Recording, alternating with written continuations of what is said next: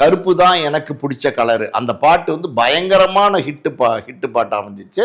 அந்த எந்த கருப்பால வந்து முரளி விமர்சனம் செய்யப்பட்டாரோ, எந்த கருப்பால வந்து கன்னட துறையிலிருந்து விளக்கப்பட்டாரோ, எந்த கருப்பு அவரை வந்து விமர்சனம் பண்ணிச்சோ, அதே கருப்பை வந்து கருப்பு தான் எனக்கு பிடிச்ச கலருன்னு வந்து அந்த ஹீரோயின் பாடுற மாதிரி முரளியை நினைச்சு அந்த பாட்டு அமைஞ்சிச்சு. ஸோ முரளி அப்படின்னா ரஜினி விஜயகாந்த் கூட இந்த மாதிரி பாட்டு அமையல இல்லையா?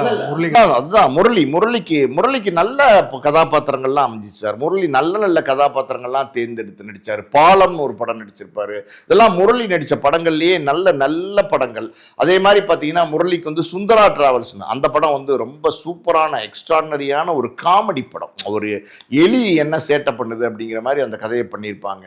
அந்த சுந்தரா டிராவல்ஸ் வந்து பாத்தீங்கன்னா இப்போ வந்து நம்ம எடப்பாடி ஐயார் பயன்படுத்துற அந்த வாகனத்தை வந்து சுந்தரா டிராவல்ஸ் மாதிரி வந்து சொகுசா போறார் அப்படின்னு நம்ம சீஃப் மினிஸ்டரே விமர்சனம் பண்ற அளவுக்கு அந்த படம் வந்து எல்லார் மனசுலையும் இடம் பிடிச்ச ஒரு படமா அமைஞ்சிருச்சு. ஸோ முரளி அப்படின்னா முரளி நடித்த படங்கள் நிறையா, அதாவது வந்து 100 படங்களை தாண்டலை முரளி. ஆனால் வந்து 100 படங்களை தாண்டி ஒரு நடிகர் நடித்தா என்ன பேர் எடுத்திருப்பாரோ அந்த பேரை வந்து முரளி எடுத்திருந்தார்.